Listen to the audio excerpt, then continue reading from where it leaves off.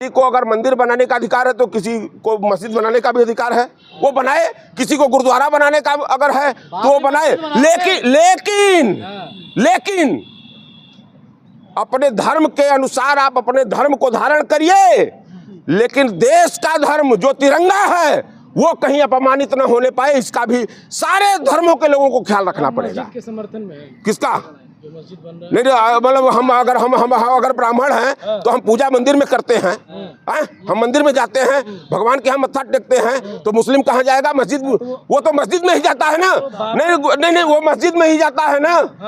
और सरदार कहाँ जाता है? नहीं, सिख कहाँ जाता है? गुरुद्वारे में जाता है। तो गुरुद्वारा नहीं बनेगा। आपके नजर में हीरो है कौन? मस्जिद। हमारे नजर में बाबर की बात नहीं, मस्जिद की बात। मैंने मस्जिद की बात क्या? सुनिए, मैंने मस्जिद की बात किया। नहीं, मैंने मस्जिद की बात किया है। मस्जिद बनाने से आप नहीं रोक सकते किसी को। मंदिर मस्जिद की। अच्छा, बाबर नाम तो इस देश में, बाबर नाम तो कम से कम हम समझते हैं कि लाखों मुसलमानों के बच्चों का होगा। बाबरी मस्जिद के समर्थन में है, लेकिन कांग्रेस ने भी इसका विरोध किया है। मैं बाबरी मस्जिद, आप उसको बार बार बाबरी नहीं, हम धर्म की बात। आप जबरदस्ती अपनी जबान मेरे मुंह में नहीं डाल सकते हैं। ये जबरदस्ती आप लोग गोदी मीडिया वाला काम करना बंद कर दीजिए। मैं कह रहा हूँ कि धर्म के अनुसार, मैं अगर हिंदू हूँ तो मैं मस्जिद बनवाऊंगा, तो उसमें किसी मुस्लिम को इतराज क्यों? अगर कोई मुस्लिम मस्जिद बनवा रहा है, वो उसका निजी धार्मिक आस्था है, तो उसमें हमारा क्या हस्तक्षेप होगा? पक्ष क्यों इसका एकदम कोई नहीं कर रहा है। सरकार कह रही है, कोई नहीं कर रहा है। मोदी सरकार जो कहते हैं वो नहीं। मोदी सरकार देश है, मोदी सरकार देश है,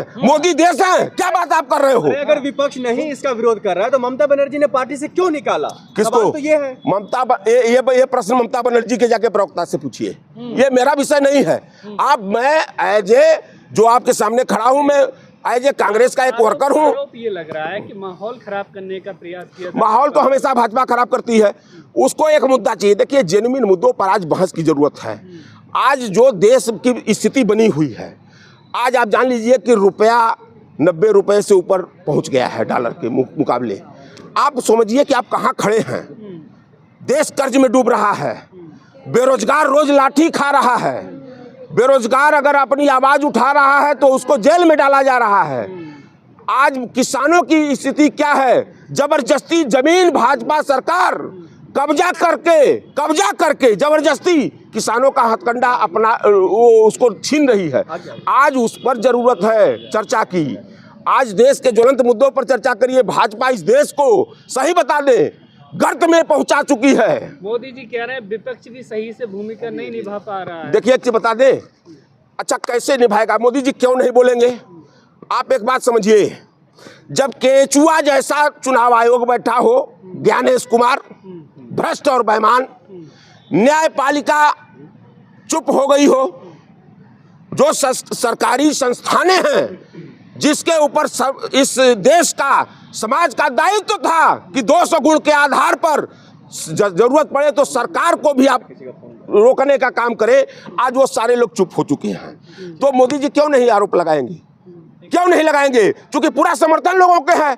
जब ज्ञानेश कुमार जैसा भ्रष्ट और बेईमान व्यक्ति आज जनता के मूल्यों पर, जनता के अधिकारों पर डकैती डालकर और भाजपा के झोली में डाल रहा है। कड़कड़डूमा कोर्ट में राकेश किशोर को पीटा गया सर, वकील के द्वारा। देखिए, एक चीज बता दें, राकेश किशोर ने भी वही काम किया था।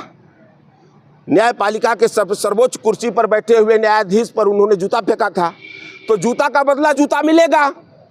ऐसा नहीं है, वो लौटकर आपके पास पहुंचेगा। अगर हम किसी को गाली देंगे तो हमको भी कल गाली मिलेगी। हम किसी को अपमानित करेंगे तो ये मत सोचिए कि आज आप पावर सत्ता में हैं तो आप ही कल वो लौटकर आपके पास जाएगा।